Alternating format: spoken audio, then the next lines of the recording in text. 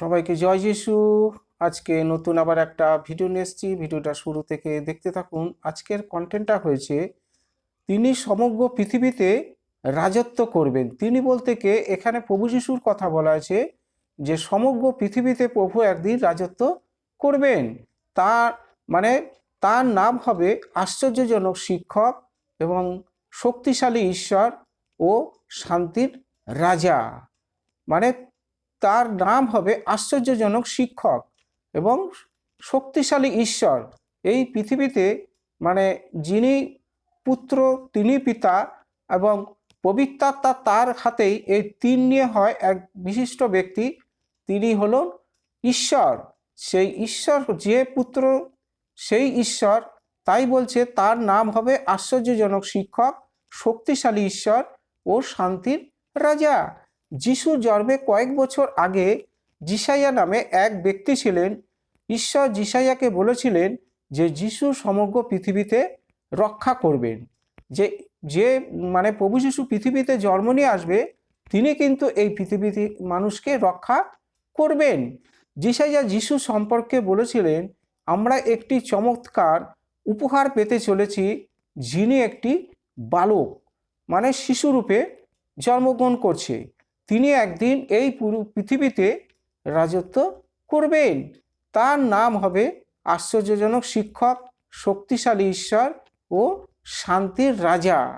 মানে শিক্ষক বলতে কি, আমরা বাবা মার কাছ থেকে যে শিক্ষা পেয়েছি এবং আমরা ছোটোবেলায় স্কুলে গিয়ে যে শিক্ষা লাভ প্রাইমারি স্কুলে করেছি, ঠিক সেরকম প্রভু আমাদের পিতামাতার মতো জ্ঞানের আলো, উপদেশ, সৎপথে চলার পরামর্শ, অনেক বাণী আমাদের শিখিয়ে দিয়ে গেছে।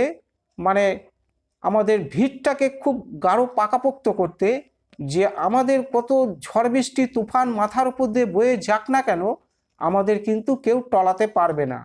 হ্যাঁ, তাই বলছে তোমরা কেন আমাকে হে প্রভু বলে ডাকছো, অথচ আমি তোমাদের যা বলি তোমরা তা শোনো না। যে কেউ আমার কাছে আসে, আমার বাক্য পালন করে, সে কার মতো আমি তোমাদের একটা দৃষ্টান্ত মানে উদাহরণ দিয়ে বুঝিয়ে বলছি। তা প্রভু কাহের একজন মিস্ত্রি ভিত মানে কি গর্ত খনন করলো, তার উপরে ভিত্তি স্থাপন করলো এবং সে ভিত্তির উপরে গৃহ নির্মাণ করলো এবং বন্যার জলে চারিদিকে ছেয়ে গেল। কিন্তু যতই ঝড় বৃষ্টি তুফান আসলো না কেন, সেই ঘরকে কিন্তু মানে হিলাতে কেউ পারলো না। আবারও কিন্তু আর এক মিস্ত্রি এসে মানে গর্ত খনন না করে তার উপরেই মানে কি ভিত্তি মানে গেঁথে গৃহ নির্মাণ করলো। কিন্তু সে ভিত একটার উপরে গেঁথে করলো, আর একটার উপর ভিত না গেঁথেই গৃহ নির্মাণ করলো শুধু মাটির উপরে। কিন্তু বন্যার জল চারিদিকে ছেয়ে গেল, সেই গৃহ কাত হয়ে পড়ে গেল। এখানে ঘরের সাথে আমাদের জীবনের তুলনা করে বুঝিয়ে বলেছে যে প্রভুর বাক্য বচন যে কেউ পালন করে, তাকে কেউ কখনো অশুভ শক্তি, শয়তান বা এই জগতে যতই ঝড় বৃষ্টি তুফান, দুঃখ কষ্ট, অভাব অনটন আসুক না কেন, মানুষের জীবনকে কখনো কোনোদিন বিনষ্ট করতে পারবে না। তাই একটা গৃহর সাথে মানুষের জীবনকে তুলনা করেছে। এই যে প্রভুর বাক্য বচনটা, এটা কার? স্বয়ং প্রভু আমাদেরকে শিক্ষা দিয়েছে। তাই এখানে বলা হয়েছে প্রভু হয়েছেন আশ্চর্যজনক শিক্ষক এবং শক্তিশালী ঈশ্বর। প্রভু যখন পৃথিবীর বুকে আসে, প্রভুকে এই দিয়াবল মানে শয়তান প্রভুকে অনেক পরীক্ষা নিরীক্ষা করেছিল। বলছে তুমি যদি মাথা নিচু করে আমাকে প্রণাম করো, তাহলে এই রাজ্যের অর্ধেকটা তোমাকে আমি দিয়ে দেব। তখন প্রভু বলেন, দূর হো শয়তান, কারণ শাস্ত্রের বচনে লিখিত আছে এই পৃথিবীর বুকে বসবাসকারী মানুষ আমাকে ভক্তি শ্রদ্ধা করবে, আমাকে প্রণাম করবে। প্রভুকে পরীক্ষা নিরীক্ষা করেন যে তুমি যদি এই পাহাড় থেকে নিচে লাফ দিয়ে নামতে পারো। হ্যাঁ, প্রভুকে এই রকমভাবে অনেক পরীক্ষা নিরীক্ষা করেছে।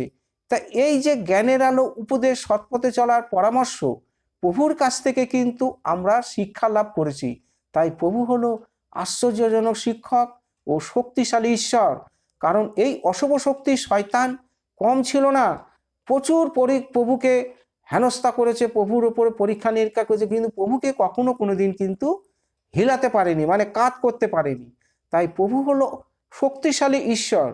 তাই মানে প্রেরিত যখন এক মানে অশুভ শক্তি শয়তান একজনের মধ্যে ঢুকেছিল, প্রেরিতের বাক্য বচন যখন বলছিল তার মাঝখানে খুব ভকভক করছিল, তখন প্রেরিত বলছে এই শয়তানটাকে তো তাড়াতে হবে।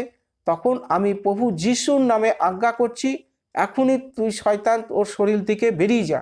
তখনই কিন্তু ওই শয়তান অশুভ শক্তি প্রেতাত্মা তার শরীর থেকে কিন্তু বেরিয়ে গেল। এই যে প্রভুর কাছ থেকে যে আমরা প্রার্থনা করা যে শিখেছি, নাসারেতের প্রভু যিশুর নামে প্রার্থনা করি, এই রকমভাবে আমরা প্রভুর কাছ থেকে জ্ঞানের আলো, উপদেশ, সৎপথে চলার পরামর্শ, যে শিক্ষার মালা আমরা যে অর্জন করেছি, তাই কখনো কিন্তু কেউ কখনো আমরা ভুলব না, অন্তরের মধ্যে মনের মধ্যে গেঁথে রেখেছি। প্রভু আরও শিক্ষা দিয়ে গেছেন, বলেছে আমি যেরকম মানুষকে অলৌকিক ক্রিয়া কার্য সাধন করেছি বিনা পরিশ্রমিকে, তোমরাও কিন্তু মানুষকে বিনা পরিশ্রমিকে মানে কখনো কোনোদিন কারোর কাছ থেকে হাত পেতে কিছু নেবে না। কারণ পরিত্রাণ যখন করবে নাসরাতে প্রভু যিশুর নামে, সে অবশ্যই সুস্থ হবে, কিন্তু বিনিময়ে কখনো কারোর কাছ থেকে হাত পেতে কিছু নেবে না। এই যে শিক্ষা প্রভু আমাদেরকে উপদেশ দিয়ে গেছে, প্রভু যখন ঊর্ধ্বলোকে চলে যাচ্ছিল তখন আমাদের এই উপদেশগুলো শিখিয়ে দিয়ে গেছে, বলে দিয়ে গেছে। তাই প্রভু হলো আশ্চর্যজনক শিক্ষক, শক্তিশালী ঈশ্বর এবং শান্তির রাজা। যে কোনো মানুষ প্রভুর কাছে আসবে, প্রভুর বাক্য বচন পালন করবে, প্রভুর কাছে প্রার্থনা করবে এবং তার গৃহে খুব সুখ থাকবে এবং শান্তি থাকবে। প্রভুর কাছেই কিন্তু একমাত্র শান্তি আছে। তাই প্রভু কহেন আমি তোমাদেরকে এই শান্তি রেখে গেলাম, এর দ্বারাই কিন্তু তোমরা অনেক সুখী হবে, সুখে শান্তিতে বসবাস করতে পারবে। তা প্রভুর কাছে কিন্তু সুখ শান্তি পাওয়া যায়, কারণ এই জগৎ থেকে কিন্তু কিছু উৎপত্তি হয় না। প্রভু কহেন ঘাসের আগায় যে শিশিরের কুয়াশা পড়ে সেটাও কিন্তু স্বর্গ থেকে নেমে আসে। সুতরাং সুখ আসে স্বর্গ থেকে, আর শান্তিও আসে কিন্তু প্রভুর কাছ থেকে আমরা পেয়ে থাকি। তাই প্রভু বলেন যে শক্তিশালী ঈশ্বর এবং শান্তির রাজা। এই সমস্ত কিন্তু আমরা প্রভুর কাছ থেকে প্রাপ্ত হয়ে থাকি। তাই এখানে বলা হয়েছে তিনি একদিন সমগ্র পৃথিবীতে রাজত্ব করবেন, তার নাম হবে আশ্চর্যজনক শিক্ষক, শক্তিশালী ঈশ্বর ও শান্তির রাজা। তা প্রভুর কাছে সবসময় মনের ইচ্ছা কি, কামনা বাসনা কি, প্রত্যেকটা মানুষ মন প্রাণ অন্তর হৃদয় দিয়ে ভক্তি শ্রদ্ধা করবে এবং মনের কামনা বাসনা ইচ্ছা প্রভুর চরণতলায় উৎসর্গ করে দেবে এবং ভক্তির প্রার্থনা একদিন প্রভুর কানে ঠিক পৌঁছাবে। প্রভু ঠিক স্বর্গের দূত পাঠিয়ে আমাদেরকে পরিত্রাণ করবেই করবে। প্রভু পিতরকে প্রশ্ন করছিল যে হে মানে কি করলে আমরা পরিত্রাণ পাব? তখন পিতর বলেছিল তুমি এবং তোমার পরিবার সবাই মিলে প্রভুকে বিশ্বাস করো, তাহলেই তোমরা পরিত্রাণ পাবে। তো সুতরাং বিশ্বাসের জায়গায় যেন অবিশ্বাস মনের মধ্যে না আসে, তাহলে কিন্তু কার্যসিদ্ধি হবে না। মন প্রাণ অন্তর হৃদয় দিয়ে প্রভুকে প্রার্থনা করতে হবে, ভক্তি শ্রদ্ধা করতে হবে এবং ধরে থাকতে হবে, তাহলেই একদিন তুমি পরিত্রাণ পাবে। হালেলুয়া। তাহলে আজকের কন্টেন্টটা এই পর্যন্ত।